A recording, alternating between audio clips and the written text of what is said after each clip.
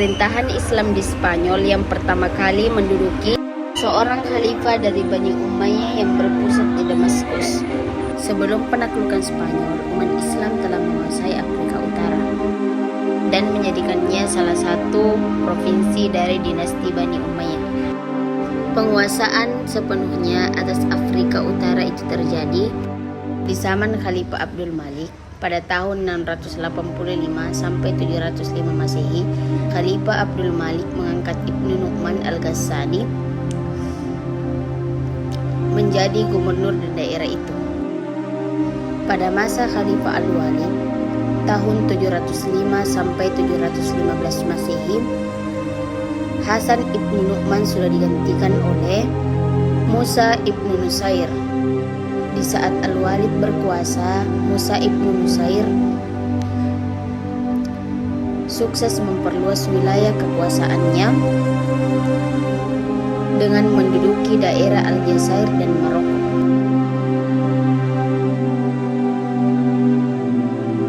Dalam sejarah penguasaan Spanyol, ada 3 pahlawan Islam yang dapat dikatakan paling berjasa dalam proses penaklukan Spanyol. Mereka adalah Tariq Ibnu Malik, Tariq Ibnu Ziyad, dan Musa Ibnu Nusair.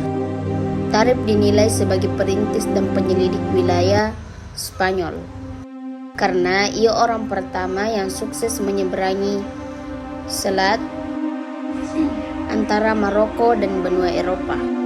Ziyad lebih terkenal sebagai penakluk Spanyol sebab jumlah pasukannya lebih besar dan efeknya pun lebih nyata.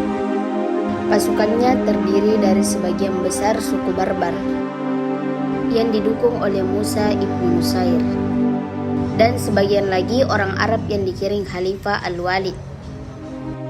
Dari kisah penaklukan Spanyol bahwa keberhasilan 3 pahlawan Islam, Tariq Ibnu Malik, Tariq Ibnu Ziyad, dan Musa Ibnu Nusair, mereka melakukan ekspansi wilayah kekuasaan Islam pada waktu yang tepat. Hasil yang dicapai telah dicatat dalam sejarah sehingga membuat Tariq lebih layak dianggap sebagai penakluk Spanyol. Terlibatan aktif pimpinan pusat dan pelaksana lapangan telah membuahkan hasil maksimal dalam perluasan kekuasaan Islam ke Spanyol. Kemajuan Spanyol Islam ditentukan oleh adanya penguasa yang kuat dan berwibawa, yang mampu mempersatukan kekuatan-kekuatan umat Islam seperti Abdul Al-Rahman Al-Dakil, Abdul Al-Rahman Al-Wasid, dan Abdul Al-Rahman Al-Nasir. Keberhasilan politik pemimpin-pemimpin ditunjang oleh kebijaksanaan penguasa-penguasa lainnya yang memelopori kegiatan-kegiatan ilmiah. Sikap toleransi beragama ditegakkan oleh para penguasa terhadap penganut agama Kristen dan Yahudi sehingga mereka ikut berpartisipasi mewujudkan peradaban Arab Islam di Spanyol.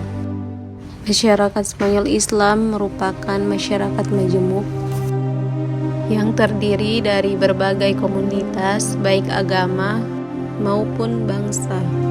Dengan ditegakkannya toleransi beragama, berkomunitas-komunitas itu dapat bekerja sama dan menyumbangkan kelebihan masing-masing. Sejak abad ke-11 Masehi, banyak sarjana mengadakan perjalanan dari ujung barat wilayah Islam ke ujung timur sambil membawa buku-buku dan gagasan-gagasan.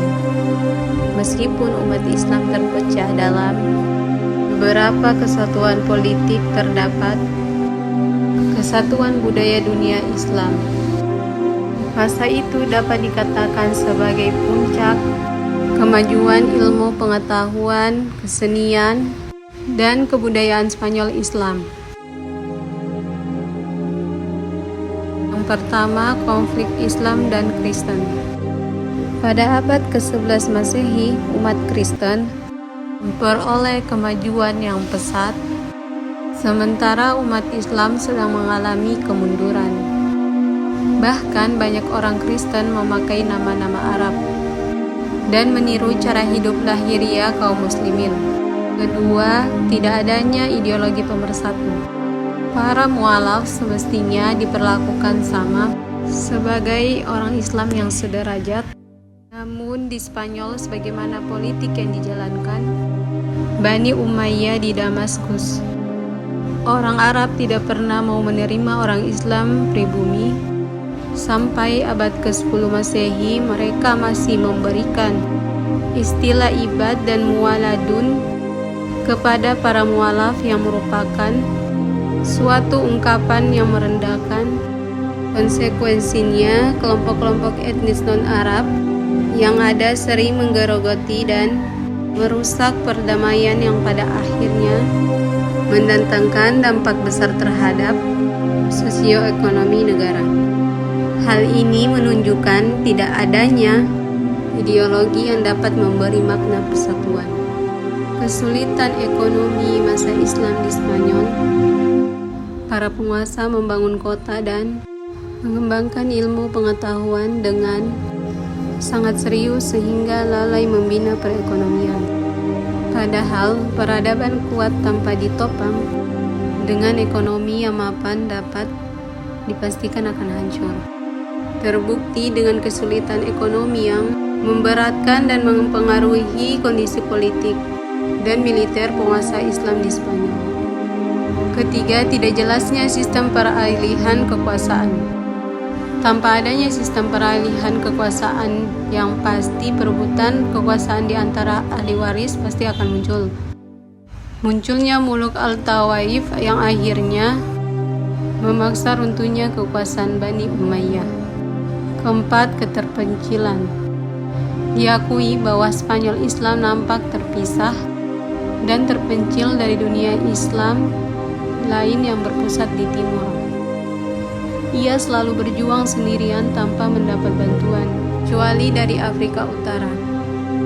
Akibatnya, ketika Kristen bangkit, tidak ada kekuatan alternatif yang mampu membendung serangan mereka.